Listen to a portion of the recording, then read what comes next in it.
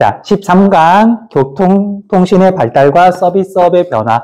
자, 우리가 앞에서 농업 배웠고요. 1차 산업. 그 다음에 2차 산업, 제조업하고 광업이 2차 산업인데 공부했고요. 그 다음에 교통통신 서비스업이라고 되어 있는데 이걸 다른 말로 바꾸면 3차 산업이에요. 뭐 순서대로 되어 있고요. 그 다음에 농업, 공업에 비해서 서비스업은 상대적으로 쉬워요. 쉬운 이유는 뭐 하나밖에 없어. 통계 자료가 훨씬 적게 나와요. 막 지역 헷갈리고 그런 거 있잖아. 그게 훨씬 적어서 공부하는 데는 조금 수월할 거예요. 자, 상업 및 소비 공간의 변화. 상업 및 소비 공간의 변화. 자, 상업의 의미와 발달. 자, 상업이 뭐 유통 활동이다. 뭐 이거 모르는 친구는 없을 거고 넘어가시면 되고요. 그 다음에 상업이 발달하는 과정을 봤는데 보면은 뭐 이렇게 해가지고 이제 시장으로 발전했다. 자, 여기서는 시장이라 그랬지만 상업 활동이 일어나는 뭐 물건을 사고 팔고 하는 일이 일어나는 뭐 백화점이라든지 뭐 대형마트라든지 이걸 통틀어서 그냥 시장이라고 보시면 돼요. 그런데 이런 시장을 봤더니 과거에는 정기 시장이 대부분이었는데 근데 최근에는 오늘날에는 상설 시장이 대부분이더라. 얘가 이렇게 바뀐 거예요. 자, 그 과정에 대해서 뭐 원리 같은 건 설명을 해줄 텐데 뭐 이해가 되면 이해하시면 되고요. 그냥 그렇지 않으면 과거에는 정기 시장이었는데 이런 이유들 때문에 상설 시장으로 바뀌었다라고 그냥 외우셔도 돼요. 자, 그럼 또 설명할게요. 자, 우리가 정기적이다. 무슨 뜻이죠? 정해진 기간, 일정한 간격을 두고 무언가가 일어난다. 그걸 정기적이라고 불러요. 자, 우리가 보통 내신 시험이라 그러지만 정기고사라 그러거든요. 중간기말 딱 정해져 있죠. 그게 정기고사야. 됐어요? 일정한 간격을 두고. 그럼 우리가 상설이라는 말은 무슨 뜻이야? 상설시장. 상설 할인 매장. 들어본 적 있어? 상설 할인 매장. 무슨 뜻이니? 할인을 하는데 정기 세일은, 정기 할인은 특정한 기간에만, 뭐 여름 맞이. 근데 상설 할인 매장은 항상 할인한다는 뜻이에요. 정가보다 늘 싸게 판다. 그런 뜻이거든. 그래서 상설은 항상이라는 뜻이에요. 됐죠? 그러면 정기 시장의 대표적인 건 과거에 되게 많았던 5일장이 대표적이고요.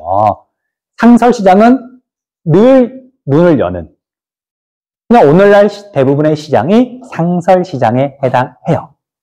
됐죠?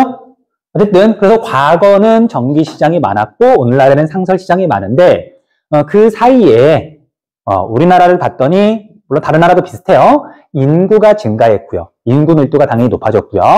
그 다음에 교통이 발달했고요. 그 다음 생활 수준이 향상돼서 사람의 소비가 증가했어요.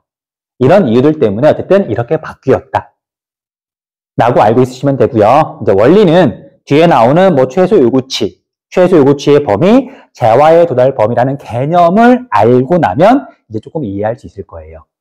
자, 일단 여기까지 하고요. 상업의 입지로 넘어가서 이제 중요한 개념 설명을 할게요.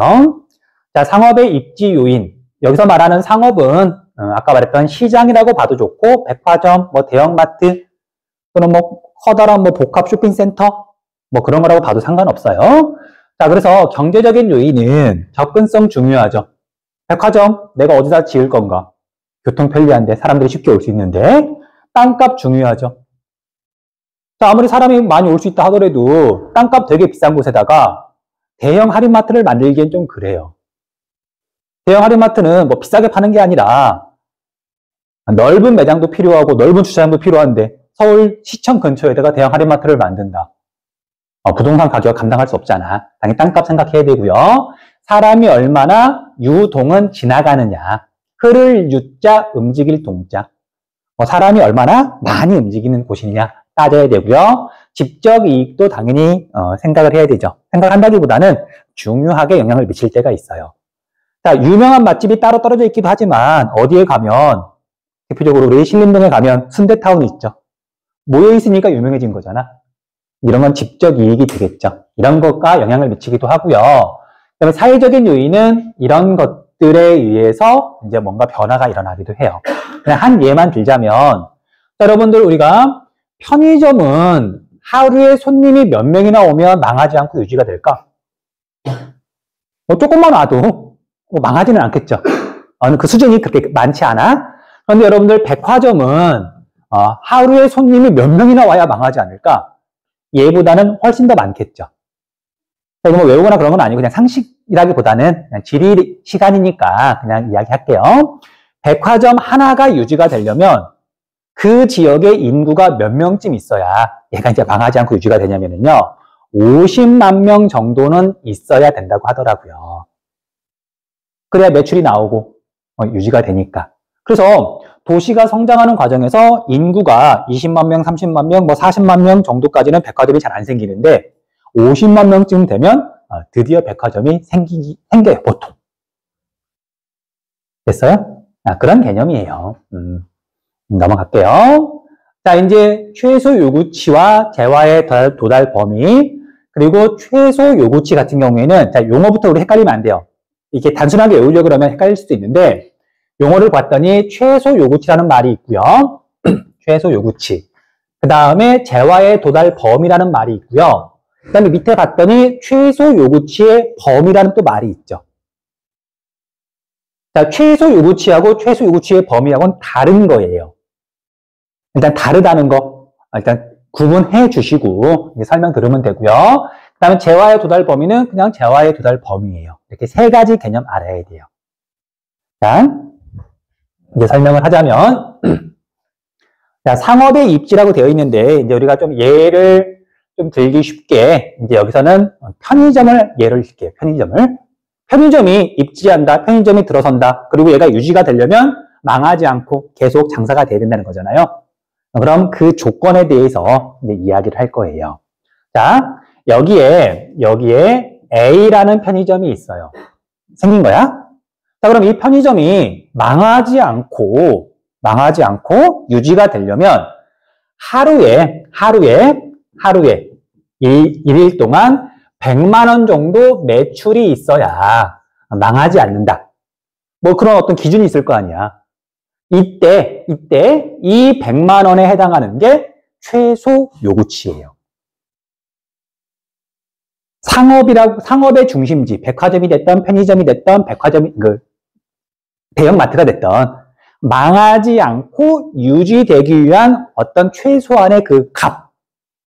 상업이니까 뭐 매출액 정도라고 생각하면 되겠죠. 그래서 이 100만 원이 최소 요구치가 되는 거예요. 됐죠? 근데 꼭 돈으로만 표시할 수 있는 건 아니고, 그거 봤더니, 한 명이 와가지고, 10,000원씩 쓰고 가더라.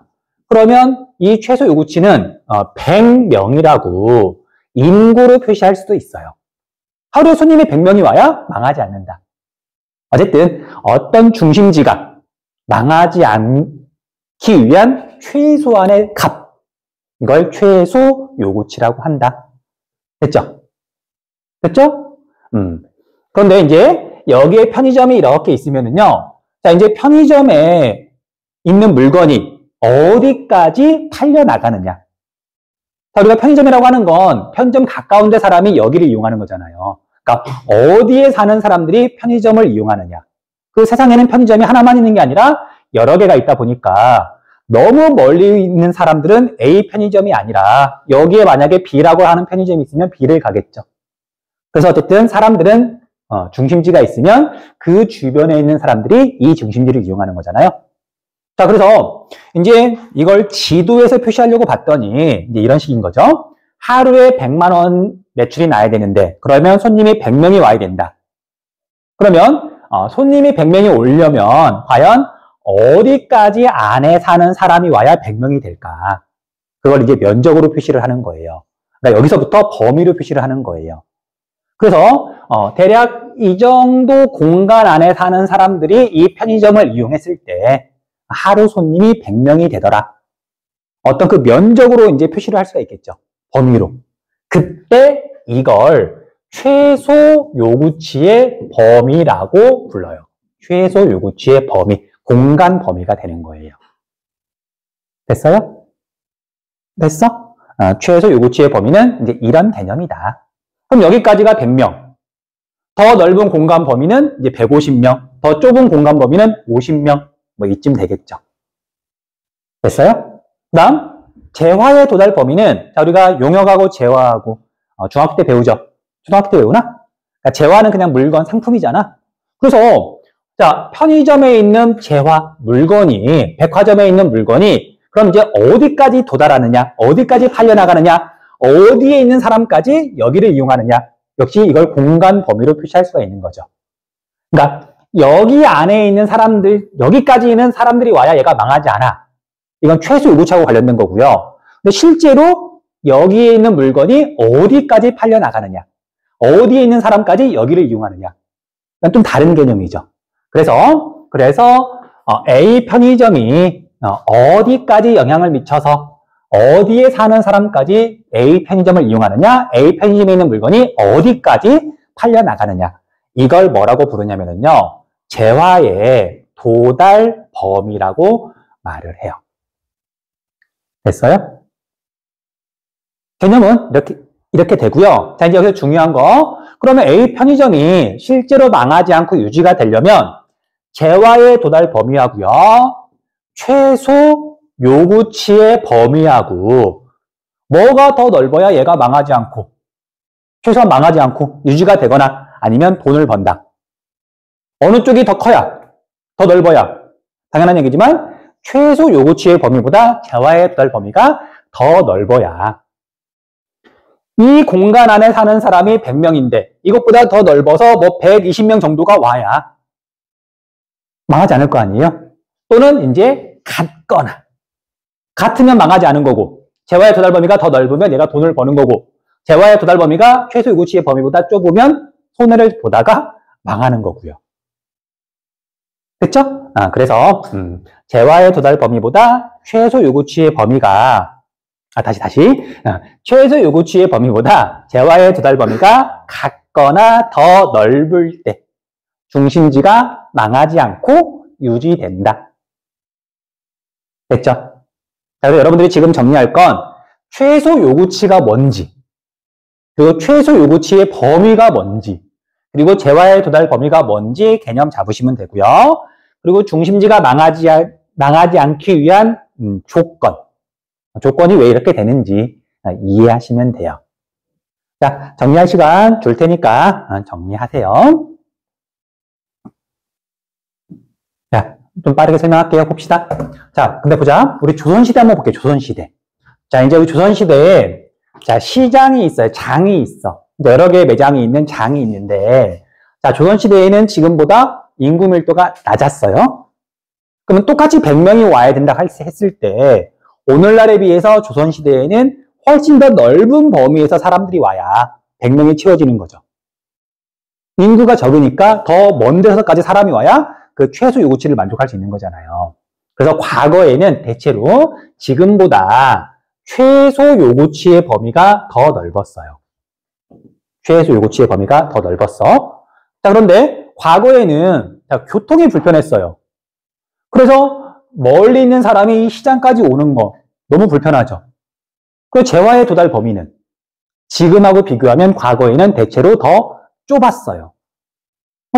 맨날 걸어다니다가 자전거가 생기면 더 멀리까지 갈 수 있는 거고, 자가용이 생기면 더 멀리까지 갈 수 있는 거니까.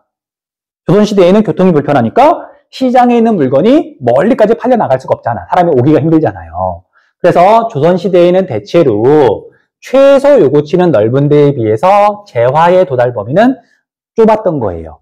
자, 이렇게 하면 이 시장이, 이 장이 유지가 돼야 안 돼요? 우리 방금 공부했잖아. 최소 요구치의 범위에 비해서 재화의 도달 범위가 더 넓어야 얘가 망하지 않고 유지가 되는데, 이 상태에서는 얘가 계속 손해를 본단 말이야. 망할 수밖에 없겠죠. 그래서 시장 자체가 없어지면, 당연히 사람들이 상업 기능이 없어지면 너무 불편하잖아.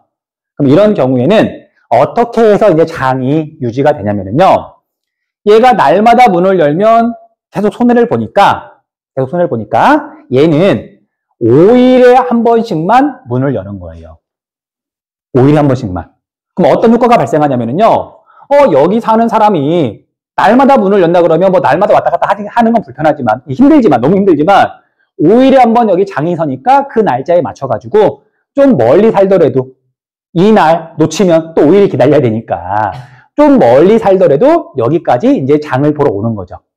5일에 한 번씩. 됐죠? 그래서 여기가 이 A라 그런다면, 자, 5일에 한 번 장이 열리고 나면 그 다음날은 여기 장이 안 서요. 그럼 여기 있던 상인들은 물건을 다 싸질머지고 옆 동네에 가서 B 시장에서 또 장사를 해요. 그리고 그 다음 날에는 C 시장에 가가지고 장사를 하고요. 그 다음에 D, E를 거쳐서 다시 여기로 오면 5일에 한 번에 또 장을 여는 거예요. 이해되니? 그러면 여기만 놓고 보면 날마다 문을 열었을 때는 손해를 보면서 장사가 안 되지만, 망하지만 옆에 있는 동네랑 이렇게 영향을 주고 받으면서 5일에 한 번, 여기도 5일에 한 번, 여기도 5일에 한 번 이렇게 문을 열게 되면 재화의 도달 범위가 더 넓어지면서 이제 망하지 않고 유지가 되더라. 이런 형태의 시장이 5일장이고요. 방금 설명했던 정기 시장이 되는 거예요. 됐어요? 자, 그런데 자, 이제 이런 정기 시장 형태였다가 이제 시간이 지나면서 어떻게 바뀌는지 한번 볼게요. 자, 아까 A라고 하는 시장이 있고, 자, 최소 요구치의 범위가 이렇게 있고요. 재화의 도달 범위가 좁았을 때 정기 시장이었는데, 중심도 못 맞추네. 자, 그런데 시간이 지나면서 세상이 변해요. 첫 번째, 뭐가 달라지냐면요. 인구수 또는 인구 밀도가 변했어요. 인구수가 증가했죠.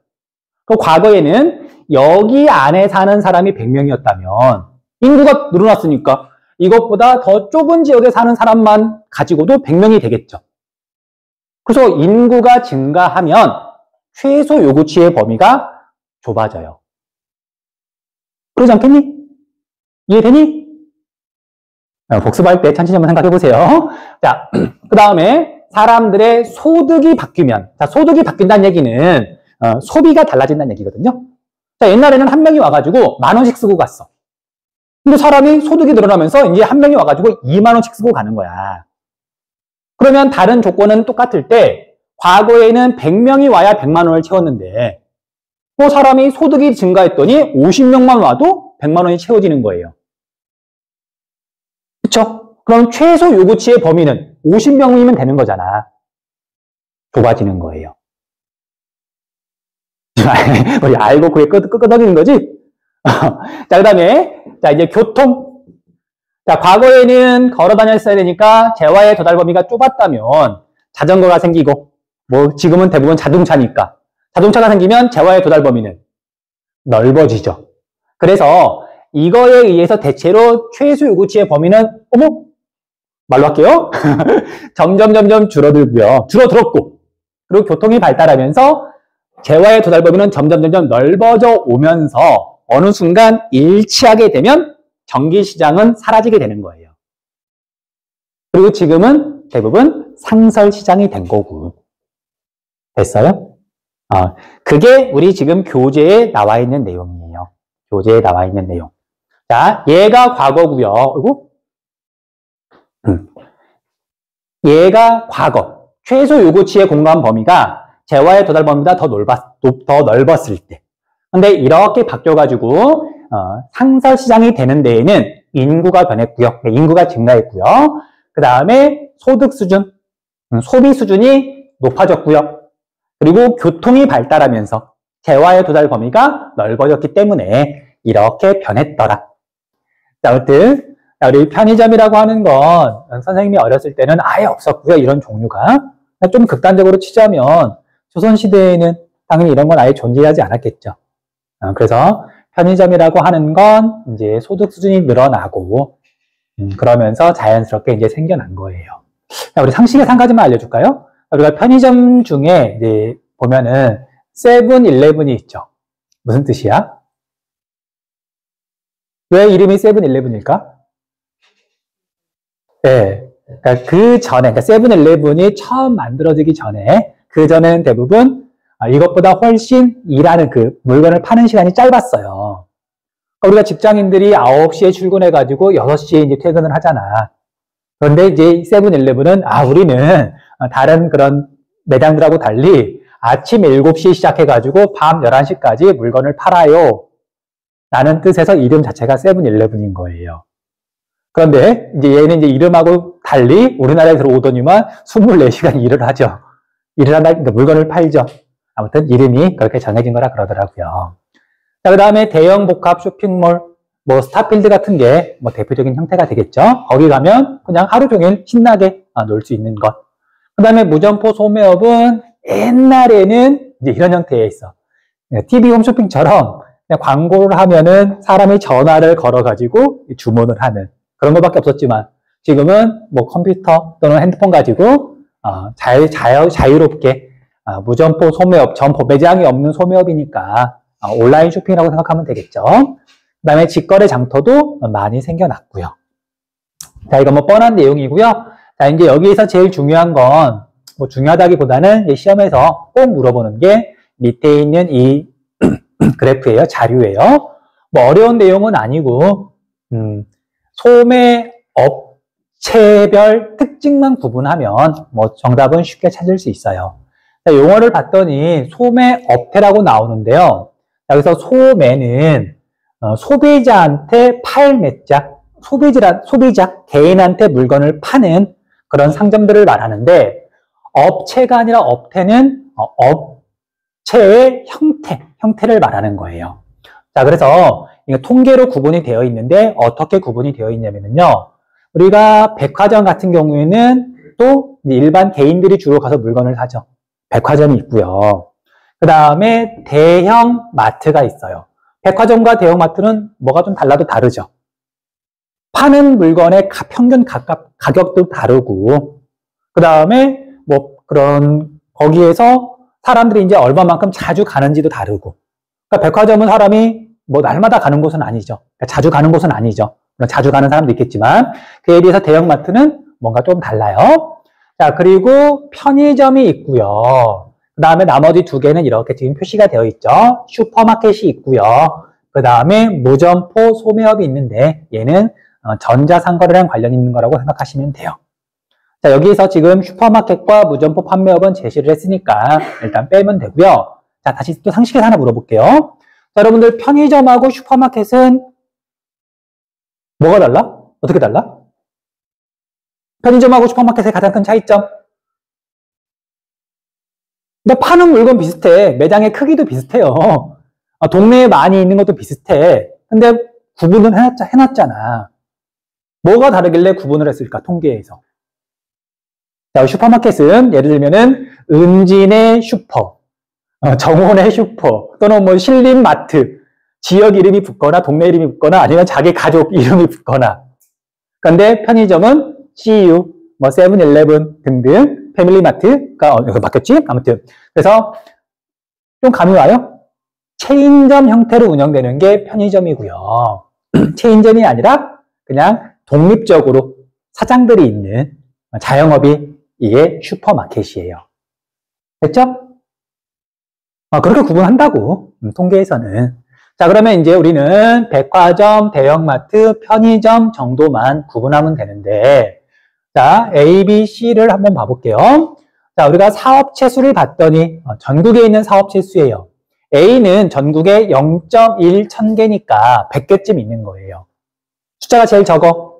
그러면 그 매장 하나, 업체 하나가 규모는 제일 큰 거예요. 최소 요구치는 제일 큰 거예요. 자, 우리나라 인구가 대략 500만 명. 그런데 이게 100개밖에 없다. 그럼 대략 50만 명이 하나를 이용하는 거잖아. 그 50만 명이 대략 최소 요구치가 되는 거예요. 그에 비해서 얘는 숫자가 한 5배쯤 많고요. C는 숫자가 4만 개가 넘어가네요. 얘들보다 훨씬 많죠. 자, 그럼 A, B, C 중에 뭐가 편의점이다? 당연하지만 편의점이 제일 많잖아요. 그 다음 A하고 B, 백화점하고 대형마트 뭐가 더 많을까? 우리나라에. 대형마트가 더 많아요. 물론 우리 관악구에는 백화점이 하나 있긴 하지만 대형마트가 있나? 관악구에? 자, 우리가 어쨌든 관악구는 왜 여기에 백화점이 있는지는 나는 잘 모르겠어. 아무튼 백화점이 숫자가 더 적고요. 대형마트가 숫자가 더 많아요. 그래서 숫자 보고 구분하시면 돼요. 그 다음에 종사자 수는 자 이제 업체 하나당 종사자 수는 백화점이 제일 많고 편의점은 뭐 사장 1명, 가족 1명, 뭐 아르바이트생 뭐 그 정도밖에 없잖아. 그래서 업체 하나당 종사자 수는 편의점이 제일 적지만 근데 얘는 숫자가 워낙 많다 보니까 총 종사자 수는 역시 편의점이 제일 많고요. 백화점, 대형마트 이렇게 돼 있어요. 일단 숫자 차이가 업체 차이가 매장 차이가 너무 많이 나니까.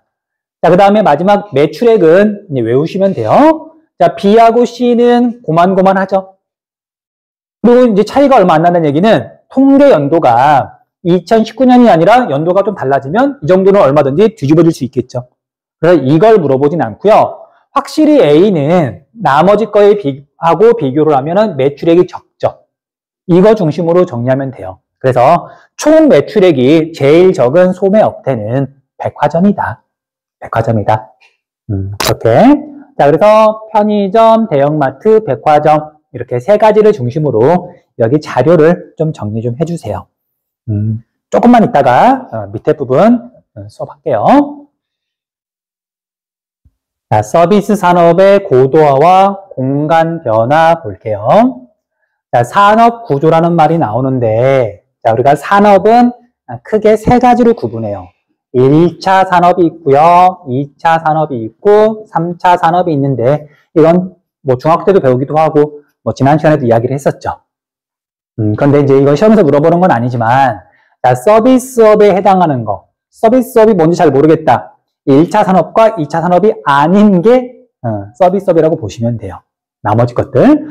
그런데 이제 과거에는 3차 산업의 비율이 낮았지만 지금은 3차 산업의 비율이 되게 높아졌어요.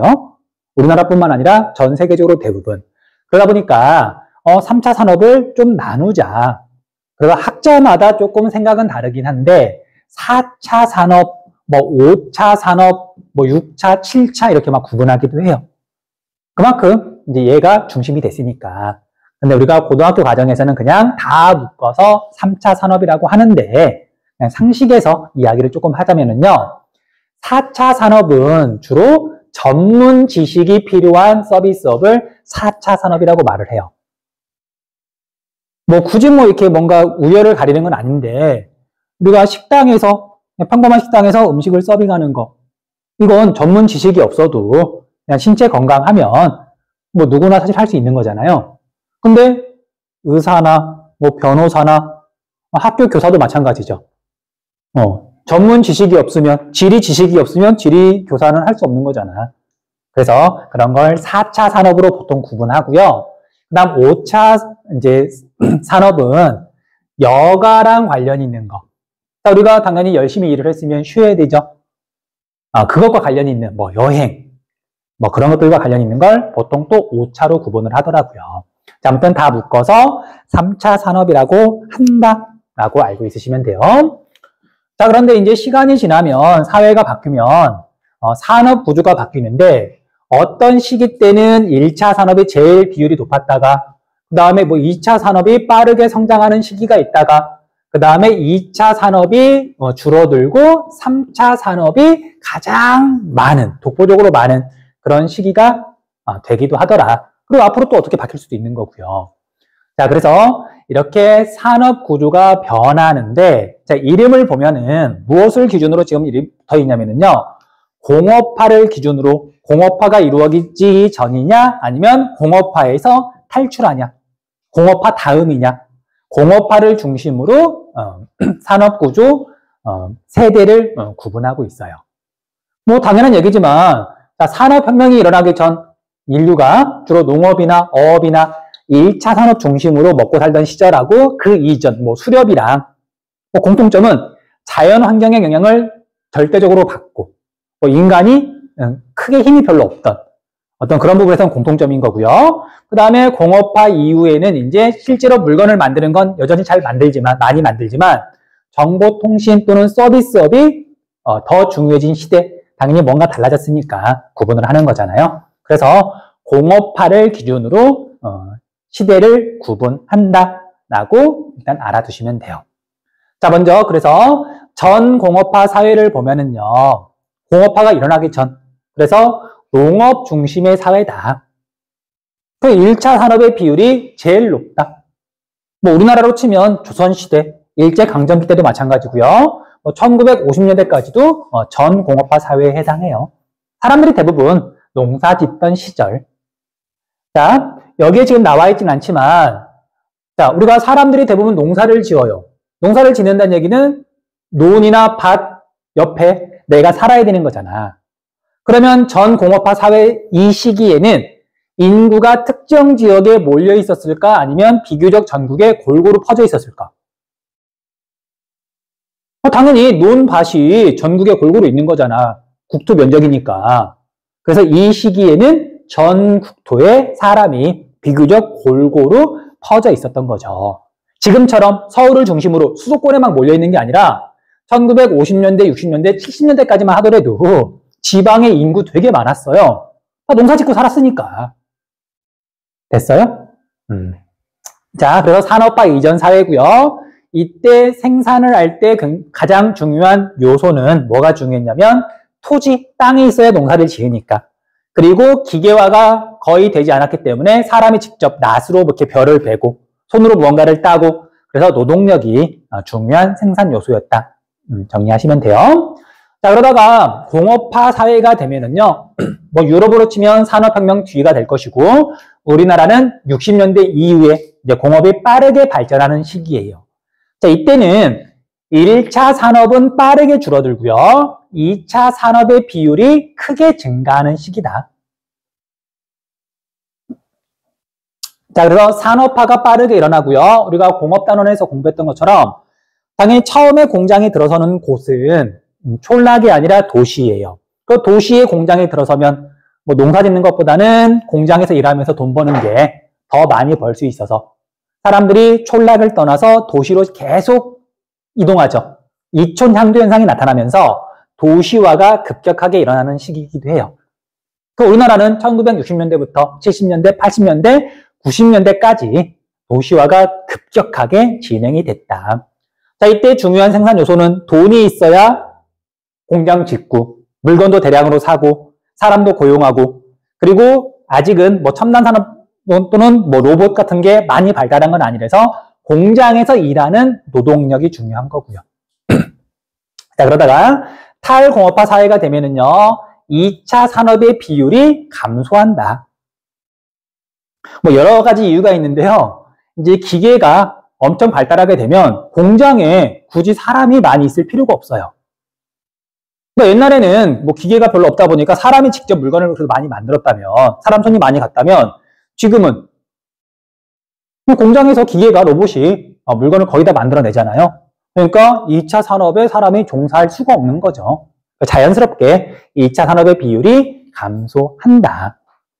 그러면서 3차 산업의 비율이 크게 증가하고요. 서비스업이 이제 비중이 높아지면서 여러 개로 변화가 되기도 하고 점점 전문화가 되고요. 그래서 이 시기에는 지식과 정보가 가장 중요하다라고 보시면 돼요. 자, 오른쪽에 있는 그래프 보고 그냥 비율 변화만 좀 볼게요. 자, 이 그래프 읽는 걸 조금 헷갈려하는 친구들이 있더라고요. 잘 보세요.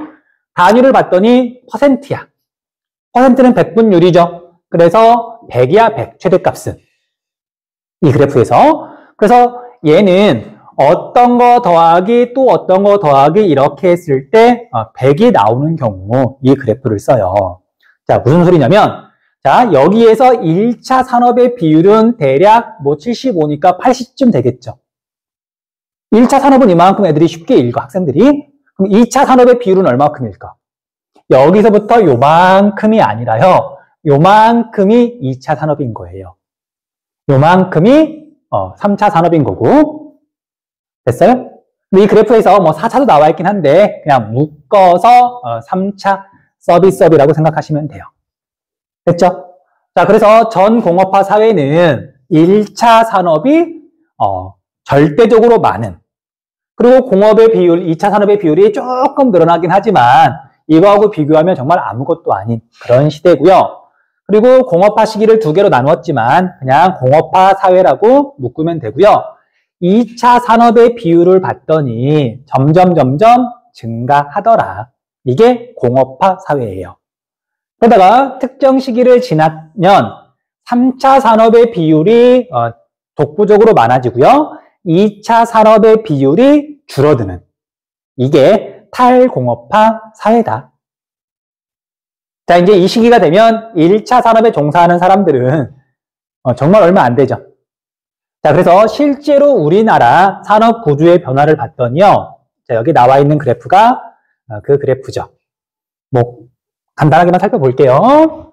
자, 1970년대를 봤더니 1차 산업, 2차 산업, 3차 산업. 60년대에는 아마 1차 산업의 비율이 더 높았을 거예요. 그렇겠지? 자, 그런데 2차 산업을 봤더니 증가하다가 요만큼까지 됐다가 점점 줄어서 지금은 이만큼이고요. 1차 산업은 요만큼밖에 안 돼요. 100% 중에 한 5% 될까?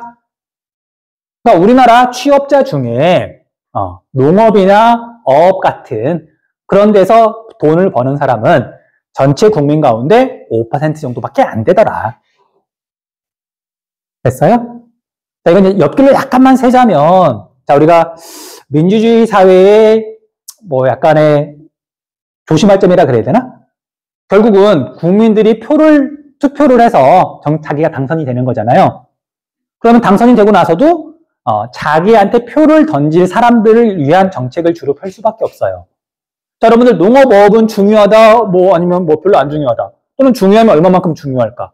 그러니까 사람마다 생각이 좀 다를 수는 있는데 농업이나 어업에 종사하는 사람이 얼마 안 되다 보니까 정치인들이 농업, 어업에 대해서 신경을 쓰기가 쉽지 않아요. 어떻게 보면 농업이라고 하는 건 먹고 사는 문제에 있어서 제일 중요한데 네, 그런 것들도 조금은 있더라. 아무튼 자, 그에 비해서 3차 산업은 엄청나게 증가를 해서 현재는 요만큼이죠. 그러니까 참고로 우리나라는 90년에서 2000년 넘어가는 시기에 탈공업화 사회가 돼요. 이때부터 줄어들었더라. 뭐 외울 거나 그런 건 아니지만 그렇게 정리하시면 돼요. 자, 뭐 여기까지는 뭐 쉬운 내용이었고, 자, 이 그래프 포인트 정리해 줄게요. 자, 봤더니 1차 산업 취업자 수 비율이 나와 있고요. 2차 산업 취업자 수 비율이 나와 있어요. 자, 여기에 3차 산업 취업자 수 비율은 나와 있지 않은데 이거 구할 수 있다 없다? 당연히 있다. 1차 더하기 2차 더하기 3차는 세 가지밖에 없으니까 100%예요. 100에서 제주도라 그런다면 18을 빼고요. 이렇게 봤더니 4를 빼고요. 22를 빼면 3차 산업이 78% 정도가 되겠네. 그렇게 구할 수 있다고. 1차, 2차, 3차 더하면 100이니까. 두 개 제시했으니까 나머지 하나 구할 수 있는 거죠. 더하기 빼기 문제다. 자, 여기서 다른 지역들과 유난히 다르게 값이 튀어있는 그런 곳이 포인트가 돼요. 첫 번째, 울산. 자, 울산의 포인트. 다른 지역보다 2차 산업 취업자 수 비율이 높다. 왜? 제조업단원에서 공업단원에서 공부한 것처럼 울산은 자동차, 석유화학, 조선, 공업도시예요. 그러니까 다른 지역하고 비교했더니 공업에, 제조업에 종사하는 사람들의 비율이 독보적으로 높은 거지. 울산 체크해 주세요. 서울에서 일을 하는 사람들 가운데, 취업자 가운데 서울에서 제조업에 종사하는 사람은 10명 중에 1명이 안 돼요. 근데 여기는 거의 10명 중에 3명쯤 되는 거잖아. 비율이 3배 이상이잖아. 아무튼 그런 차이가 있는 거죠. 그럼 울산이랑 정반대인 곳, 공장이 거의 없는 곳, 섬, 제주. 제주에 공장을 지으면 육지나 해외에서 원료를 가지고 와가지고 물건을 만든 다음에 제주도에서 팔려고 봤더니 제주도 인구가 60만 명이 조금 넘거든요. 사람이 별로 없어. 그럼 다시 육지나 해외로 수출해야 되는데, 그리고 제주도 자체가 관광 지역이라서 환경오염 규제도 심하고 뭐 노동력 구하기도 쉽지 않고, 그러니까 제주도는 공장을 뭔가 운영하기에는 조건이 안 좋은 거죠. 그래서 울산하고 정반대인 게 제주다. 그렇게 정리하시면 돼요. 그 다음에 전남, 전북, 경북을 이렇게 세 개를 묶으면은요, 우리가 앞에서 농업 단원에서 깡촌, 촌락의 선택이 강하다. 그러니까 1차 산업 취업자 수 비율이 이 세 개가 높은 거죠. 자, 그리고 서울. 자, 서울은 3차 산업의 비율이 굉장히 높고요. 그 다음에 옷공장, 그 다음에 뭐 이렇게 벤처타운 같은 게 있어서 제조업이 없는 건 아니에요. 근데 서울에서 농사 짓는 사람 있긴 있겠지. 근데 그 비율이 통계로 잡으면 아마 제로로 나올 거예요. 1000만 명 중에 몇 명이나 농사를 지을까?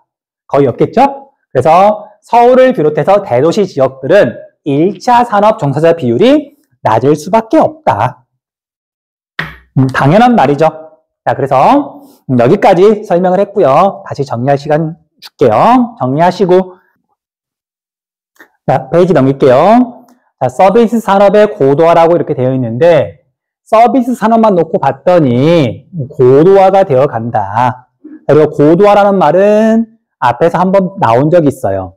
공업의 고도화. 그래서 뭐 노동 집약적인 제조업에서 공업에서 자본 집약적인 공업으로 바뀌었다가 첨단 산업으로 바뀌는 거. 그게 공업 구조의 고도화였는데, 자, 서비스업도 서비스업을 몇 가지로 나누었을 때 상대적으로 부가가치가 적은 것 중심에서 부가가치가 큰 뭔가 고급스러운 그런 것 중심으로 바뀌어 가는 걸 고도화라고 불러요. 아무튼 그냥 시대가 달라지면서 어쨌든 서비스업에도 변화가 일어난다 정도로만 알고 있으면 돼요. 자, 간단하게 정리할게요. 자, 우리가 서비스업은 이제 구분을 하는데 기준이 일단 두 가지가 있어요. 두 가지? 두 가지라기보다는 하나죠. 자, 뭐에 따라서 이게 구분을 하냐면요. 이 서비스를 누가 이용하느냐를 가지고, 미안해요. 서비스는 이제 두 가지 가지고 구분하는데, 하나는 이 서비스업을 이걸 누가 공급하느냐로 구분을 하고요. 서비스업을 누가 제공하느냐. 그 다음에 이 서비스업을 누가 소비하느냐, 누가 수요하느냐, 수요 계층에 따라서, 수요 대상에 따라서 구분을 해요. 누가 공급하냐, 그 서비스업을 누가 소비하냐.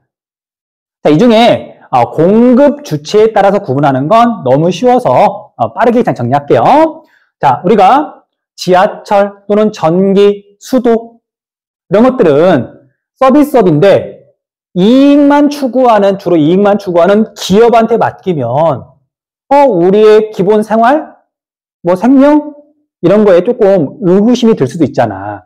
기업들은 이익 추구가 목적이니까. 그런데 전기, 뭐 철도 또는 건강보험 이런 것들은 이익, 손해보면 좀 그렇긴 하지만 제일 중요한 게 이익 추구가 돼서는 좀 안 되는 부분들이죠. 그래서 이런 것들은 이제 현재 우리나라에서는 국가나 또는 지방자치정부나 또는 공공기업, 공기업이 담당한단 말이야. 그래서 이런 서비스업은 누가 공급하냐면요. 공공단체, 공공기관이 제공한다 그래서 만들어낸다 그래가지고 공공서비스라고 불러요. 공공서비스. 그에 비해서 뭐 일반 음식점, 뭐 미장원, 뭐 그런 것들 있잖아. 영화관 이런 것들은 뭐 국민의 생명, 안전, 기본권 이런 거하고 별로 상관이 없이 그냥 서로 경쟁하고 이익 추구를 해서 점점 서비스 질이 좋아질 수도 있는 거고.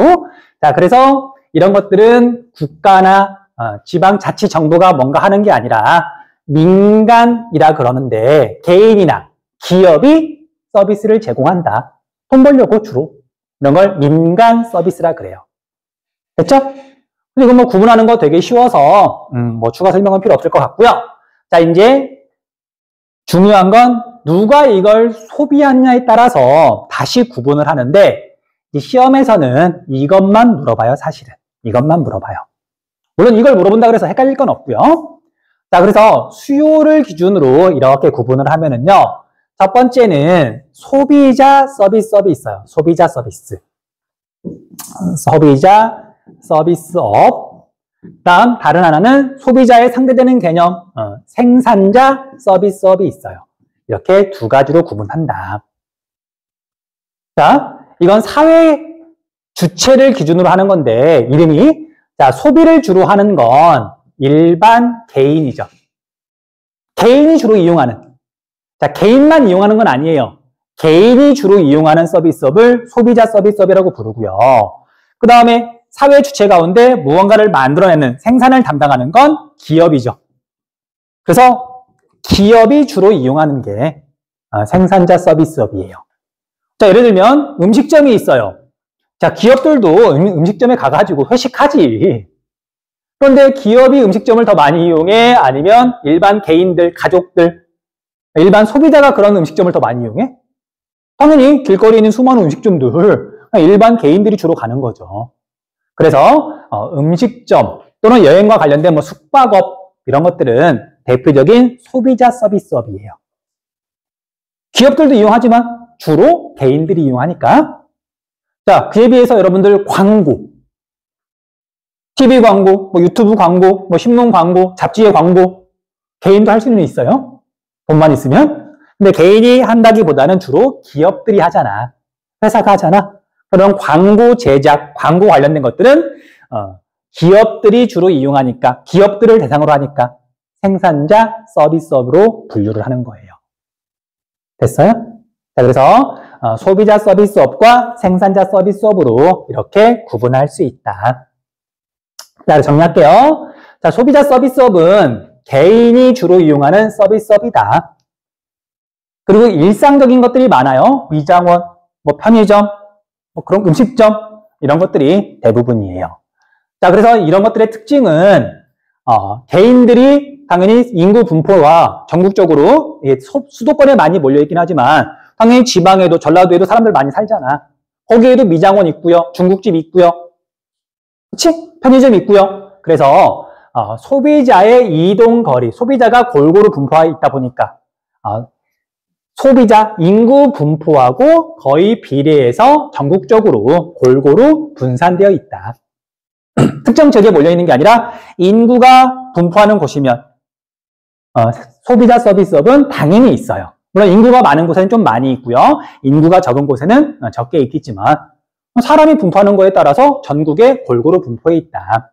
바로 대표적인 게 소매업, 편의점 또는 뭐 대형마트 이런 걸 말하는 거고요. 음식 및 그 다음에 숙박업도 여기에 해당하고요. 자, 그에 비해서 기업을 대상으로 하는 생산자 서비스업은 기업의 생산 활동을 지원한다. 기업은 생산하는 주체고요. 얘네들이 이용하는 거, 얘네들을 지원하는 게 생산자 서비스업이죠. 그럼 당연한 얘기지만 이 기업이라고 했을 때 얘는 본사를 말하는 걸까? 아니면 생산 공장을 말하는 걸까? 공장은 지시받아서 물건 만들어내면 끝이잖아. 광고는 생산 공장이 뭔가 광고를 만드는 게 아니라 기업 본사가 만드는 거잖아요. 그래서 그런 기업 본사를 대상으로 서비스업을 하니까 기업 본사가 있는 곳에 생산자 서비스업이 있는 거예요. 광고 대행사 또는 광고 업체를 제주도에다 만들었어. 누가 이용해? 이용할 사람 없잖아. 그럼 광고 관련 업체는 어디에 있냐면 기업 본사가 있는 곳 가까운 데 있어야 돼요. 자, 그래서 기업과의 접근성이 좋고요. 그 다음에 얘들은 전문 지식 같은 게 필요하다 보니까 서로 정보 교류가 유리한 지역. 그러다 보니까 대도시의 도심이나 부도심, 대도시의 핵심 지역에 생산자 서비스업이 몰려있다. 기업 본사가 거기에 있으니까. 그럼 우리나라 서울로 치면은 중부 쪽에, 그 다음에 강남 쪽에 기업 본사도 많고요. 생산자 서비스업도 거기에 집중되어 있고요. 특정 지역에 집중되어 있다. 그 대표적인 생산자 서비스업은요, 금융업, 보험업, 부동산업, 전문 서비스업 등이 있다. 자, 이런 것들 개인들도 당연히 이용해요. 근데 개인들보다는 규모가 훨씬 큰 기업을 대상으로 하는 게 더 많다 보니까 생산자 서비스업으로 분류를 하더라.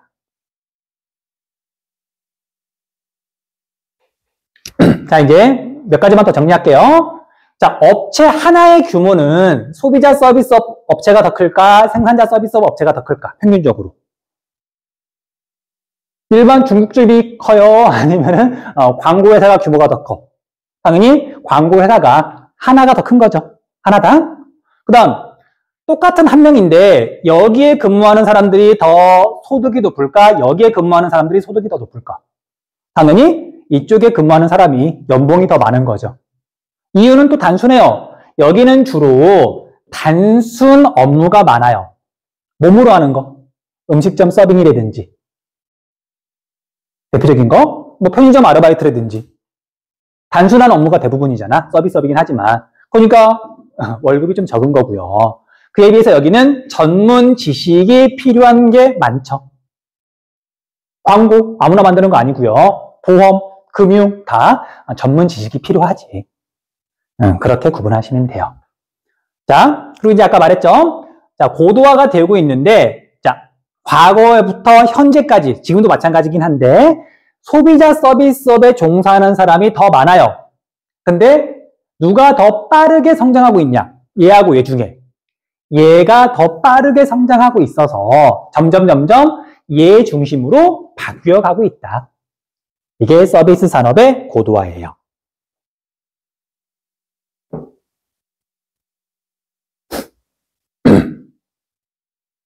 자, 설명이 조금 애매하게 되어 있는데, 탈공업화 사회에는, 그러니까 오늘날에는, 자, 사람들의 어떤 욕구, 개성을 중시하는 게 점점 커지거든요. 사람들의 욕구가 다양하다 보니까 그걸 만족시키기 위한 서비스업이 크게 발달하고 있고요. 그리고 사람들의 욕구가 다양한 만큼 전문적인 서비스업이 발달하고 있어요. 뭐 마니아층들도 많고, 그래서 갈수록 생산자 서비스업의 비율이 증가하고 있다. 자, 그리고 서비스업의 외부화 경향이라고 되어 있는데, 자, 간단하게 설명할게요. 과거에는 이런 식이었어요. 어떤 회사가 있으면 자기 회사 내에 여러 개의 부서가 있었어요. 자, 예를 들면 회계를 담당하는 부서가 있고요. 자기 회사 내에서 돈을 관리하는, 그 다음에 자기 회사에서 만든 제품을 광고하고 홍보하는 홍보부도 있었어요, 옛날에는. 그런데 이 기업은, 과거에 이 기업은 무언가를 만드는 게 전문이지, 돈, 홍보, 이건 전문가는 아니란 말이야. 그러다 보니까 이제 뭔가에 더 집중하기 위해서, 우리는 내가 잘하는 물건 만드는 것만 하겠다. 그리고 이걸 만든 걸 홍보하는 건 얘를 따로 떼어내서 별도 회사를 만들어요. 광고회사, 홍보 대행사 같은 것들. 그래서 이 안에 있던 거, 기업 안에 있던 게 외부로 나와서 별도의 회사가 되는 걸 외부화 경향이라고 말을 해요. 그러면서 이제 회사의 종류도 되게 다양해지고, 얘는 또 전문적으로 이것만 하게 되는 거잖아요. 그래서 점점 전문화된다. 그런 표현을 지금 쓴 거예요. 자, 이렇게 내용은 정리를 했고요. 자, 이제 밑에 있는 자료 짧게만 보고 마칠게요. 자, 현재 시점에서 2019년이라고 되어 있는데, 종사자 수 비율을 봤더니 도매 및 소매업, 숙박 및 음식점업, 얘가 제일 많죠. 그러니까 종사자 수를 보면 여전히 소비자 서비스업이 비율이 제일 높다. 근데 시간이 가면 갈수록 나머지 것들, 생산자 서비스업의 비율이 점점 높아지고 있다. 뭐 그런 뜻이고요. 그 다음에 오른쪽에 있는 건 숙박 및 음식점업은 대표적인 소비자 서비스업이고요. 전문 과학 및 기술 서비스업은 대표적인 생산자 서비스업이에요. 이 중에 소비자 서비스업을 먼저 봤더니 서울의 비율이 20.7%.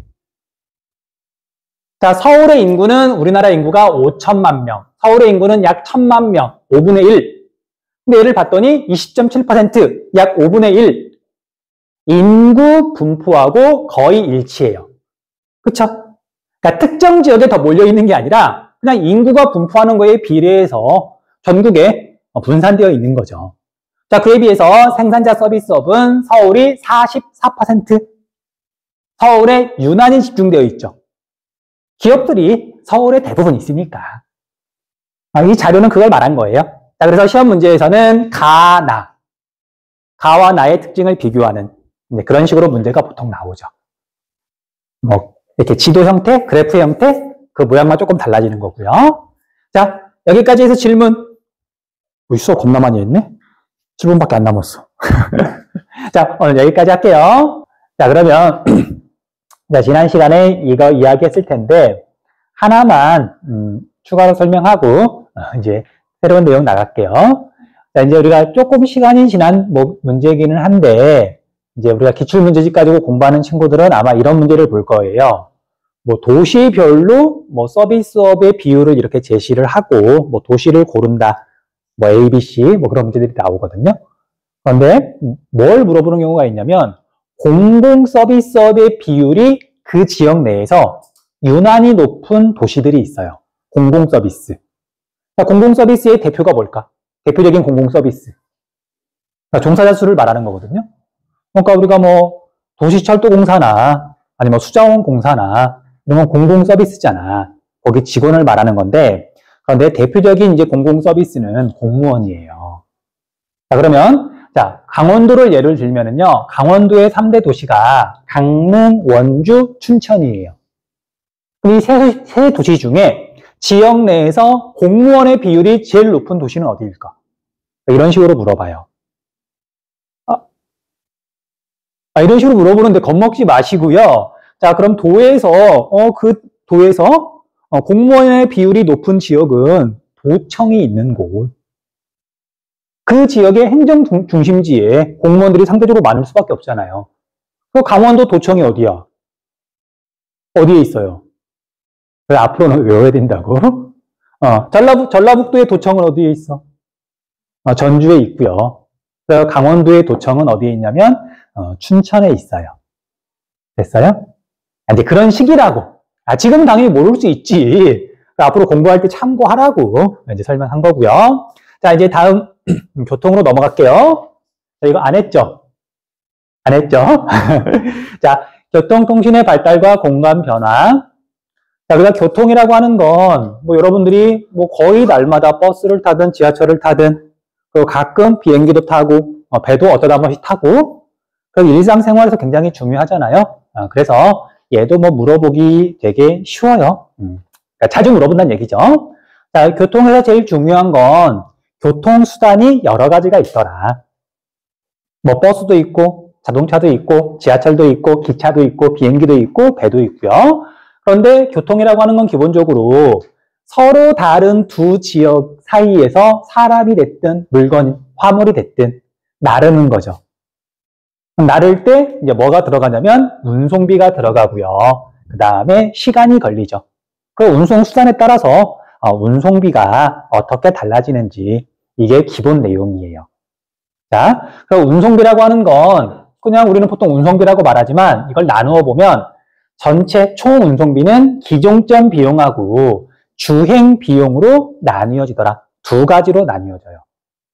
뭐 용어는 뭐 외울 필요는 없고 우리가 뭐 서술형 쓸 때 뭐 주관식 낼 때 뭐 이렇게 외워서 쓰라고 안 하잖아. 어쨌든 기종점 비용하고 주행 비용으로 나뉘어진다. 두 개를 더한 게 총 운송비다.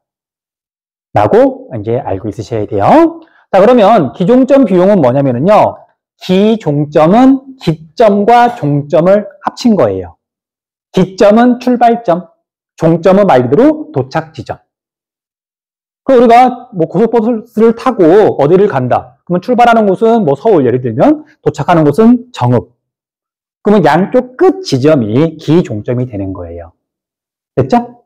자, 그럼 여기서 운송비하고 관련된 뭔가를 나르는데 돈이 들어간단 말이에요. 그러니까 대표적인 게 자, 서울에 터미널 지어야 되죠. 전국에도 터미널이 있겠죠. 터미널이라고 하는 건 뭐 거리하고 상관없이 운송수단을 이용하려면 기본적으로 들어가는 돈인 거예요. 또는 거기서 이제 운전하시는 기사님들 월급, 또는 버스를 구입하는 데 드는 비용. 이런 것들은 거리하고 상관없이 기본적으로 들어가는 비용이다. 그걸 영어로는 터미널 코스트라고 부르거든요. 터미널에서 기본적으로 들어가는 비용. 뭐 도로교통이라 그런다면 도로를 까는 비용, 철도라 그런다면 철도를 까는 비용, 항공이라고 한다면 공항을 건설하는 비용 같은 것들은 거리하고 상관없이 기본적으로 들어가는 비용이다. 그걸 기종점 비용이라고 불러요. 됐어요? 그 다음 주행 비용은 주자가 달릴 주자죠. 그래서 달려서 가는 거리에 따라서 발생하는 비용이에요. 뭐 대표적인 게 톨게이트 비용. 멀리 가면 톨게이트 피 더 많이 내야 되잖아. 그 다음에 기름값 같은 거 있죠. 당연히 멀리 가면 갈수록 더 많이 들어가니까. 그래서 거리에 따라서 증가하는 비용을 주행 비용이라고 한다. 자, 그래서 그래프를 보면은요, 총 운송비는, 여기서 말하는 이제 운송비는 이제 총 운송비가 되겠죠. 자, 거리하고 상관없이 거리가 제로일 때 요만큼 돈이 들어가요. 이게 기종점 비용인데 기종점 비용은 거리하고 상관없이 그냥 일정해. 기본적으로 들어가는 비용이야. 그리고 거리가 증가함에 따라서 주행 비용이 이렇게 증가하게 되고요. 얘가 총 운송비가 되는 거죠. 됐어요? 자, 이제 이건 이론상 이렇게 되는 거고요. 근데 현실 세계에서는 뭐 거리, 뭐 1m마다, 뭐 1km마다 이렇게 촘촘하게 비용이 증가하는 경우는 거의 없고, 이런 식으로 이제 비용이 증가를 하죠. 대표적인 게 지하철이거든요. 자, 지하철을 타면 기본적으로 기본 요금이 나오죠. 그 어느 구간까지는 일정하게 돈이 똑같다가 어느 정거장을 넘어가면 일정 이상 가게 되면 비용이 올라가고 또 일정 구간은 똑같고 이런 식으로 증가하는 경우가 대부분이죠. 뭐 그렇지 않은 경우도 있어. 자, 여러분들 이제 서울에 있는 시내버스 같은 경우에는 한 번 타면 내릴 때까지 비용 똑같죠. 뭐 그런 경우도 있지만 대체로 거리가 멀어지면 멀어질수록 단계적으로가 됐든 좀 촘촘하게가 됐든 점점 어쨌든 주행 비용은 증가한다. 됐어요? 자, 그리고 이제 뭐 시험에서 물어보는 건 아니지만 거리에 따라서 주행 비용이 직선으로 증가하는 게 아니라 이렇게 점점 완만하게 증가해요. 거리가 멀어지면 좀 천천히 증가한다고. 자, 그 까닭은 운송회사가 멀리 가면 좀 할인해줘요. 대표적으로 택시 타면 아저씨 가까운 데는 깎아달란 말 못하거든. 멀리 갈 때는 미터기 끄고 그냥 좀 싸게 해주세요 하면 택시 기사가 고민을 살짝 하면서 그러지 뭐 깎아주지 뭐 하고 가거든. 돈 X가 커지면 좀 할인해주는 경향이 있잖아요. 그래서 얘가 직선이 아니라 이런 식으로 증가한다. 이게 운송비 구조예요. 뭐 어려운 개념은 아니죠. 그럼 오른쪽까지 하고 정리할 시간 줄게요. 자, 그런데 이제 운송수단마다 운송비 구조가 다르더라. 자, 그래서 딱 4가지로만 구분을 해요. 항공, 비행기, 그 다음에 도로는 뭐 자동차, 트럭, 버스 다 합쳐가지고 그냥 도로라고 보시면 되고요. 철도, 지하철도 여기에 해당하겠죠. 그 다음에 해운. 자, 해운은 하천에서 다니는 배 말고 바다에서 다니는 배를 말하는 거예요. 자, 이렇게 4가지로만 구분을 하는데, 자, 여기서 이제 지금 체크를 해놨는데, 여기서 말하는 운송비는 뭐냐면요. 당연한 얘기지만 트럭 한 대가 이렇게 가면서 드는 돈하고, 비행기 한 대가 이렇게 가면서 드는 돈하고 빠지면 당연히 비행기가 훨씬 비싸겠죠. 한 대씩 그 단위가 아니라 한 명을 이렇게 운송할 때, 또는 1톤을 운송할 때, 그러니까 단위가 한 명이거나 1톤이거나 그 한 대씩이 아니라. 됐어요? 아무튼 그 운송비는 이렇게 구성이 되어 있어요. 자, 그래서 이건 그냥 외워야 될 것 같아요. 자, 이제 이런 식이죠. 자, 우리가 도로교통이라고 하는 건 버스 터미널, 물론 고속버스 터미널처럼 크게 짓는 경우도 있지만 우리가 길에 있는 정류장 있죠. 그냥 되게 간단하게 만들 수 있잖아. 그리고 버스 하나 사는데 물론 우리는 돈이 없어서 버스를 살 수는 없지만 다른 거랑 비교하면 버스 한 대 그렇게 비싸지 않겠죠. 비행기랑 비교하면, 배랑 비교하면, 기차랑 비교하면. 그래서 기종점 비용은 도로가 제일 싸고요. 제일 싸고, 그 다음에 비행기가 항공이 제일 비싸요. 자, 우리가 인천국제공항 짓는데 돈 얼마나 들었을까? 조 단위로 들어요. 이게 우리한테는 상상할 수 없는 돈 엄청나게 들었을 거 아니야? 그래서 자, 도로교통이 가장 기종점 비용이 싸고요. 항공이 제일 비싼데 얘는 그냥 따로 놀아요. 따로 놀고 이제 철도, 해운 이렇게 비교를 해보면요. 기종점 비용은 도로가 제일 싸고 그 다음 철도고요. 그 다음에 해운이 이 3가지 중에서는 기종점 비용이 제일 비싸더라. 체크해 두시면 돼요. 자, 그 다음에 거리에 따라서 운송비가 증가하는 걸 봤더니 자, 항공은 그냥 따로 놀으라고 놔두세요. 이제 얘는 좀 애매한 구석이 있어. 왜냐면 저가 항공까지 막 생각하고 그러면 학생들이 막 머리가 터질라 그러더라고요. 그래서 얘는 그냥 따로 논다고 생각하시면 되고 이 3가지만 비교하면 되는데 자, 이건 효율이랑 좀 관련이 있어요. 자, 기관 장치가 크면 클수록 효율이 높거든요. 자, 우리 옆길로 잠깐만 셀게요. 옆길로 잠깐만. 자, 여러분들 전기 자동차를 사면 또는 전기 자동차를 타면 대기 오염이 일어나지 않는다. OX. 아이, 고민 조금만 해봐. 자, 전기 자동차를 타면, 환경오염이 일어나지 않는다. OX. 당연히 일어나요. 자, 전기 어디서 만들지?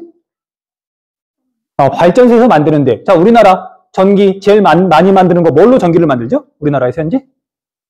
석탄으로 만들잖아. 그러면 전기 자동차를 탄다는 얘기는 석탄을 떼서 만든다는 얘기예요. 당연히 대기 오염을 일으켜. 전기 자동차 완전히 깨끗한 운송수가 아니야. 그런데 일반 조그만한 자동차에서 휘발유를 넣어가지고 갈 때 에너지 효율하고 돈을 엄청나게 들여가지고 커다란 발전소에서 석유나 석탄을 가지고 전기를 만드는 거하고 에너지를 바꾸는 거하고 뭐가 효율이 더 좋냐면 당연히 커다란 장치, 발전소에서 전기를 만드는 게 훨씬 효율이 높아요. 그래서 휘발유를 직접 넣어서 가는 것보다 커다란 발전소에서 전기를 만들어서 전기를 이용해서 가는 게 대기 오염을 좀 덜 시켜요. 됐니?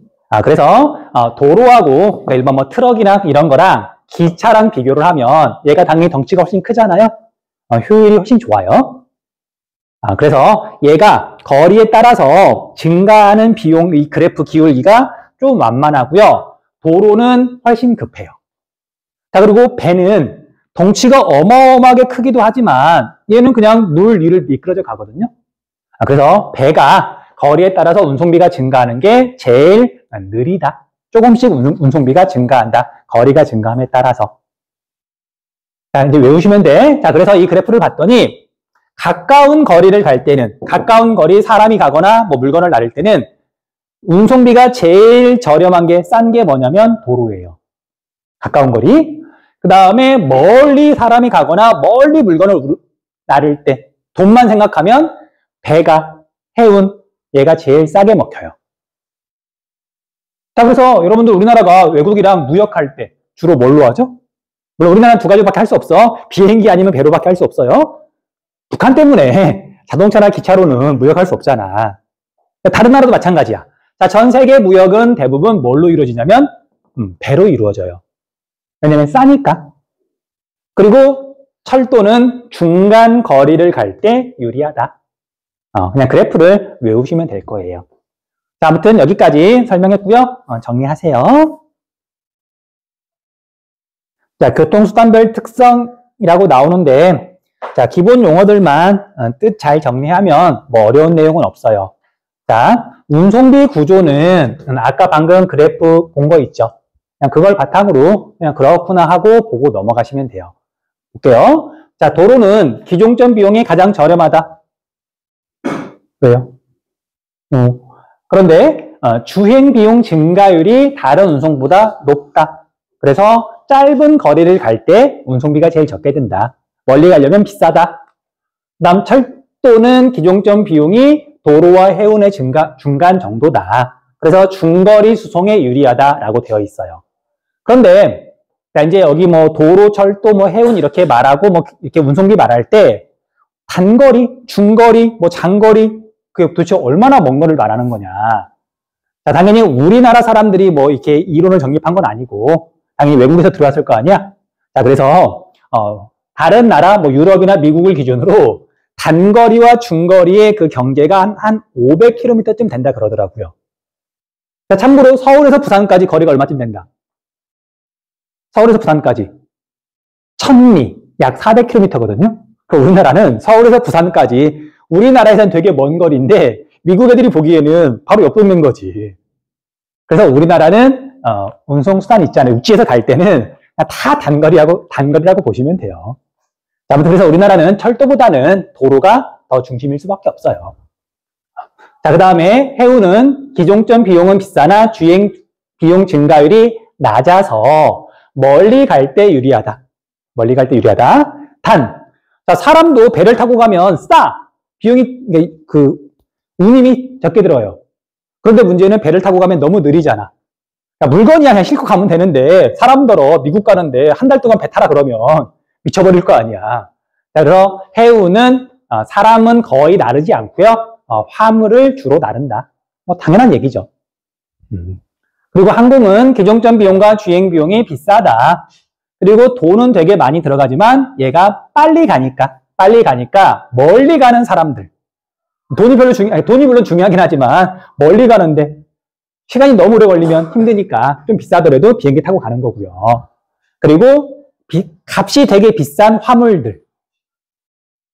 뭐 몇천만 원짜리 뭐 그런 거 주문하는데 외국에 주문하는데 배 타고 2달 있다 온대. 미쳐버리잖아요. 그러니까 비싼 것들, 그런 것들은 비행기로 나르기도 해요. 자, 이제 특성 볼게요. 자, 도로 볼게요, 도로. 도로 보면 기동성과 문전 연결성이 좋음이라고 되어 있는데, 자, 이제 설명 잘 들으세요. 기동성이 뭐냐면, 자, 이제 우리가 스포츠 보다 보면, 축구 보다 보면, 저 선수는 기동성이 되게 좋아서, 뭐 그런 말 쓰거든요. 되게 빠릿빠릿하게 잘 움직인다는 뜻이에요. 그럼 이걸 교통수단에 적용하면 무슨 뜻이냐면, 배차 간격이 짧다는 얘기예요. 내가 어딘가를 가고 싶어. 근데 시내버스는 여러분들 물론 시간을 확인하고 나가기도 하지만 그냥 나가서 기다리면 몇 분, 뭐 오래 기다려봤자 10몇 분 기다리면 버스 오잖아. 그럼 바로바로 출발할 수 있잖아요. 근데 비행기는 또는 기차는 배차 간격이 길잖아. 그래서 배차 간격이 짧은 걸 기동성이 좋다라고 말을 하는 거예요. 됐어요? 출발하고 싶을 때 출발할 수 있다. 바로바로 움직일 수 있다. 그걸 기동성이 좋다라고 표현을 해요. 그 다음, 문전 연결성은, 문은 이 문을 말하는 거예요. 출발 지점에 문이 있을 거 아니야. 도착 지점에도 어떤 문이 있을 거 아니야. 그러니까 도어 투 도어거든요. 그러니까 내가 출발하는 곳과 도착하는 곳을 얼마나 잘 연결해 주느냐, 가깝게 연결해 주느냐. 이건 뭐랑 관련이 있냐면요. 정류장의 개수가 얼마나 많냐. 자, 여러분들 버스 정류장은 되게 많죠. 내가 어딘가를 가고자 할 때 조금만 걸어가면 버스 정류장이 있고요. 버스를 타고 뭐 환승을 하든 뭘 하든 도착하고 나면 바로 근처에 이제 도착 지점이 있는 거죠. 가깝게 연결을 해주잖아. 근데 비행기는 내가 비행기를 타려면 김포나 인천을 가야 되는 거죠. 기차를 타려면 서울역이나 영등포나 광명역에 가야 되는 거죠. 그래서 문전 연결성은 도로하고 기차 가운데 뭐가 좋다? 도로가 더 좋다. 그런 뜻이에요. 자, 그래서 기동성, 문전 연결성, 단어 개념만 알면 뭐 어렵지 않을걸? 그쵸? 그다음 지형적 제약이 적음. 자, 여러분들 높은 산이 있는데 아마 이런 도로 본 적 있을 거야. 아마 가본 적도 있을 거예요. 자, 도로는 일단 트럭이라고 하더라도 길이가 그렇게 길진 않잖아요. 기차나 다른 거랑 비교하면. 그 도로를 낼 때 경사가 좀 급하더라도 도로를 이런 식으로 내면 올라갈 수 있죠. 근데 기차는 이렇게 급격하게 회전이 불가능하죠. 그래서 지형 조건을 따졌을 때 철도보다는 도로가 훨씬 더 제약이 적어요. 무게도 훨씬 더 가볍고 그런 뜻이에요. 넘어가시면 되고요. 그 다음 철도 볼게요. 철도. 정시성은 뭐냐면 정확하게 시간을 지킨다. 자, 지하철이나 철도는 교통체증이 있다 없다? 없죠. 없다고 봐야지. 그래서 내가 뭐 출발하고 도착하는 시간을 정확하게 예측할 수 있잖아. 그쵸? 그리고 옆길로 잠깐만 세면, 그래서 어딘가에서 만나기로 약속을 했어. 그러면은 뭔가 기본기가 잘 갖춰져 있는 사람은 조금 붐비더라도 지하철 타고 이동하고요. 시간 계산이 정확하게 되니까. 근데 어떤 친구들은 핑계인지 별 생각이 없어서 그런지 모르겠지만 버스 타고 와. 그래서 어머 늦었어. 길이 막혔대. 지하철 타고 오면 되지.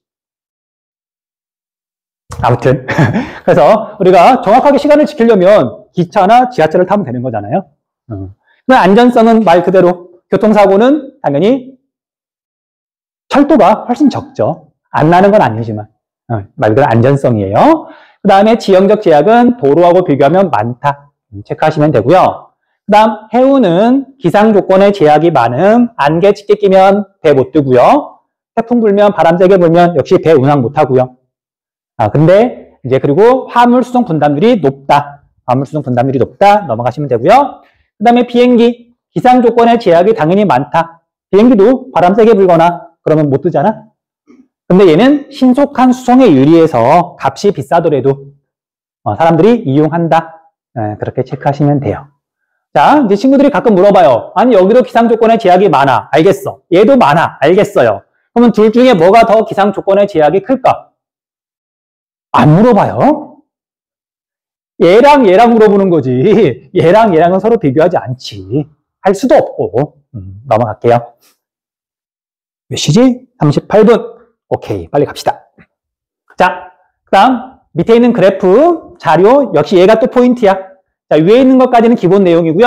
자, 이제 여기는 좀 외우셔야 돼요. 외우셔야 돼요. 자, 먼저 우리가 이제 운송수단으로 사람과 화물을 나누어요. 그러니까 두 가지를 구분해야 돼. 그러니까 사람을 나르는 걸 이제 사람을 여객이라고 그러고요. 그 다음에 화물은 그냥 말 그대로 화물이죠. 사람 나르는 경우도 있고 물건 나르는 경우도 있고 그 다음에 이동 범위를 봤더니 국내에서 이렇게 움직이는 경우도 있고 외국으로 이렇게 뭔가 사람과 물건이 왔다 갔다 하는 경우도 있고 그렇게 구분을 하셔야 돼요. 자, 그럼 첫 번째 국내 여객 수송 분담률이라고 나오는데 자, 운송수단은 크게 5가지로 구분하고요. 수치를 외울 필요는 없지만 순서는 외우셔야 돼요. 자, 그러면 A, B, C, D, E 이렇게 5가지가 있는데요. 이 5가지가 뭐냐면 여기다 적어놓고 설명할게.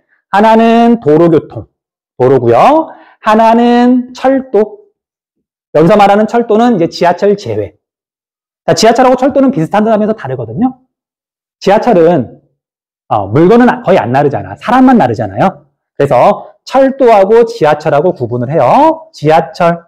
자, 그 다음에 해운, 바다에서 배로 뭔가를 나르는 거. 그 다음에 비행기로 무언가를 나르는 거, 항공. A부터 E까지는 이 5가지 중에 하나다.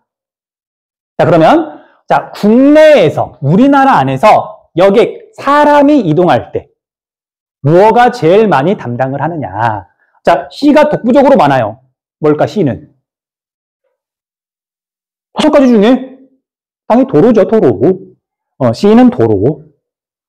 버스, 자가용 다 합쳐가지고 시내버스, 뭐 고속버스 다 합치니까 도로가 보면 알다시피 80%가 넘어가잖아요. 됐어요? 자, 그 다음에 A하고 B하고 봤더니 B가 2배 이상 사람 수, 사람 수를 기준으로 할 때는 B가 더 많아요. 자, 여러분들 철도, 기차라고 생각하면 돼. 자, 지하철하고 철도하고 이용하는 사람 수는 지하철이 많을까? 기차가 많을까? 지하철이 더 많아요. 자, 우리가 기차라고 하는 건 좀 멀리 갈 때 이용하는 거잖아. 뭐 서울에서 대전을 간다든지. 근데 지하철은 대도시 안에서 또는 수도권, 대도시권에서 사람들이 출퇴근할 때 또는 일상생활에서 굉장히 많이 이용하잖아요. 그래서 사람 수를 기준으로 했을 때 지하철이 2등이고요. 세 번째가 기차, 철도의 철도. 철도 순서 외우셔야 돼요. 자, 그 다음에 D하고 E는 0.04, 0.09 고놈이잖아. 굉장히 적잖아. 그래서 이걸 뭐 바로 외워도 상관은 없는데 이 2가지를 이것만 가지고 구분할 걸 요구하진 않아요. 근데 어쨌든 그나마 조금 더 많은 게 항공이고요. 제일 적은 게 해운이에요. 배 타고 뭐 이동하는 사람 그렇게 많지 않으니까. 됐어요? 근데 잘 보세요. 잘 보세요. 근데 여기를 봤더니 단위가 사람 수만 따지는 거고요. 얘는 사람 수 인에다가 점은 곱하기야. 그리고 킬로미터, 거리를 곱했어. 자, 이건 무슨 뜻이냐면 보세요. 자, 어려운 개념은 아니고 설명 한번 들으면 쉽게 이해할 수 있을 거예요. 자, 교통이라고 하는 건 A하고 B 교통수단이 있으면 여기서부터 이제 사람이나 뭐 물건을 나르는데 여기 이제 사람이니까 사람이라 그럴게요. 자, A는 봤더니 10만큼 사람을 날랐어요. 10명을 날랐어. 그리고 B는 5명을 날랐어요. 그러면 사람 수를 기준으로 하면 A가 B보다 2배만큼 일을 많이 한 거죠. 그냥 말 그대로 얘는 10명을 날랐고 얘는 5명을 날랐으니까. 근데 문제는 우리가 운송수단이라고 하는 건 얼마나 멀리까지 나르느냐, 사람을. 다르잖아. 예를 들면은 도로교통은 주로 시내버스 그런 건 가까운 데를 가는데 비행기는 멀리 가잖아. 가까운 데 비행기 타고 안 가잖아요. 그래서 A 같은 경우에는 얘가 이렇게 갔더니 20만큼 갔어요. 평균적으로. 사람을 20km만큼 이렇게 운송을 한 거야. 근데 얘 같은 경우에는 이렇게 가가지고 평균적으로 60km로 이렇게 사람을 날랐어. 그러면 A하고 B하고 뭐가 전체적으로 더 많은 일을 한 걸까? 그럴 때 나오는 게 사람 수에다가 평균 이동 거리를 곱해요. 자, 그러면 얘 같은 경우에는 100이 되는, 100 맞니? 아니지? 200이죠? 어쨌든, 그 다음 얘는 5, 6, 얘는 300이죠. 그러면 사람 수만 기준으로 하면 얘가 더 분담률이 높지만, 거기다가 평균 이동 거리를 곱했더니 얘가 더 일을 많이 했다라고 볼 수 있겠죠. 됐어요? 그런 개념이에요. 자, 그러면 단순하게 사람 수를 기준으로 했더니 도로, 지하철, 철도, 기차 순서인데 여기다가 평균 수송 거리를 곱했더니 얘는 워낙 독보적으로 많으니까 변화 없고요. 얘랑 순서가 바뀌었죠. 자, 여러분들 지하철하고 기차하고 기차가 더 멀리 가잖아, 보통. 멀리 갈 때 기차 타잖아. 그러니까 곱하기 평균 수송 거리를 했더니 얘가 순서가 바뀌더라. 알아두시면 돼요. 자, 이것도 마찬가지야. D하고 E도 단순하게 사람 수를 기준으로 했더니 별 차이가 안 나는데 평균 이동 거리를 곱했더니 얘가 훨씬 더 많이 증가했죠. 얘가 항공이에요. 비행기예요. 얘는 배고요, 배. 참고로 우리나라는 배를 이용해서, 그러니까 바다에서 배를 이용해서 어디를 간다. 섬이 되게 많은 다도해 있죠, 다도해. 거기에서 뭐 섬 지역을 왔다 갔다 할 때 배를 타는 거고, 비행기는 당연히 멀리 갈 때, 제주도를 간다거나, 그때 이용하는 거잖아. 그래서 평균 이동 거리는 비행기가 배보다 훨씬 멀어요. 그렇게 정리하시면 돼요. 자, 나머지 건 어려운 거 없으니까 빨리 할게요. 자, 국제 여객 수송 분담률. 외국이랑 사람이 이제 왔다 갔다 할 때. 자, 육지로는 갈 수 없죠? 우리 육지로 가면 큰일 난다. 북한 허락없이 지나가면, 아무튼 그래서 외국으로 사람이 간다. 당연히 외국은 멀리 가는 거니까 배 타고 가는 경우도 있어요. 가까운 중국이나 일본은 배를 타고 가기도 하는데, 근데 중국과 일본도 대부분 비행기 타고 가죠.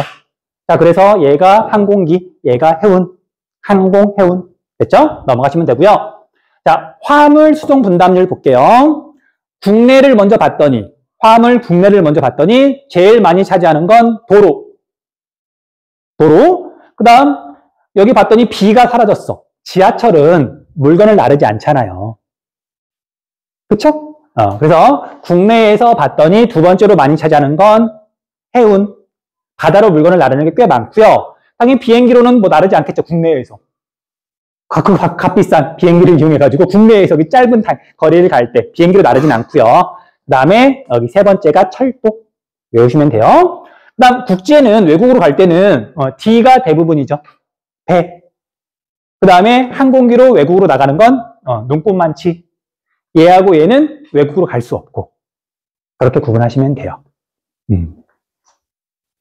자, 밑에 있는 거 설명 1, 2분이면 끝나니까 마무리 빨리 지을게요. 자, 교통통신의 발달과 공간 변화, 교통의 발달, 20세기 초 일제강점기 때 또는 그 전에 철도가 우리나라에 그래도 꽤 많이 놓이죠. 뭐 일본 애들이 해준 건 아니고 당연히 뭔가 수탈에 가려면 교통이 좀 발달해야 뭐 빼갈 때 잘 빼갈 거 아니야. 그래서 만든 거죠. 뭐 기본적으로는. 자, 그러다가 1960년대 후반에 고속도로가 처음 만들어졌고요. 그 다음에 1970년대에 대도시를 중심으로 지하철이 만들어졌어요. 물론 그 뒤로 지하철, 뭐 고속도로도 계속 늘어났지만. 자, 그런데 우리 지하철은 특성이 지방에는 없죠.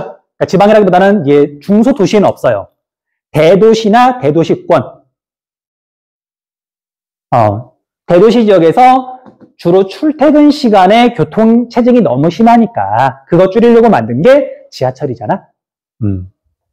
자, 그리고 2000년대 이후에 고속철도가 개통됐다. KTX가 개통됐다. 자, 연도도 좀 적어 놓으세요. 자, 우리나라에 KTX가 처음 다니기 시작한 건 2004년. 2004년. 여러분들 태어나기 전이죠.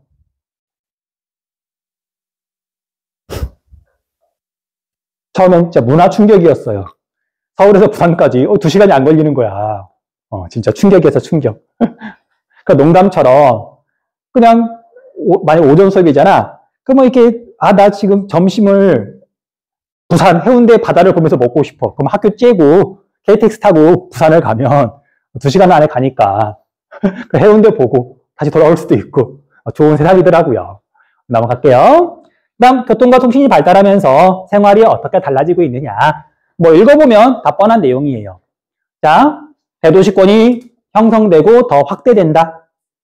그리고 교통체증이 너무 심한 지역에서 교통이 편리한 지역으로 뭔가 이동한다. 그 다음에 무점포 상점, 온라인 쇼핑이 증가하면서 도시 외곽 지역에 물류 창고가 있어야 돼요. 그러니까 택배 중간 창고 같은 것들. 그래야 빨리빨리 배송해 줄 수 있으니까. 그래서 이런 것들이 생겨난다. 그 다음에 교통이 편리해지다 보니까 공간적 분업 현상이 더 활발하게 일어난다. 그리고 공간적 분업은 앞에서 이야기했었죠. 기업의 조직이 커지면서 본사, 생산공장, 연구소 이런 것들이 서로 다른 곳에 입지하게 되는데 교통이 편리하면 금방금방 왔다 갔다 할 수 있으니까 공간적 분업이 더 잘 일어날 수 있는 거죠. 자, 그 다음에 일상생활의 시공간적 제약이 완화되면서 이런 것도 할 수 있게 됐다. 그리고 코로나 거치면서 재택근무, 화상회의 너무 익숙하죠. 줌수업 좋았는데 좋았다기보다는 자, 여기까지 해서 오늘 수업은 마칠게요. 혹시 궁금한 거 질문?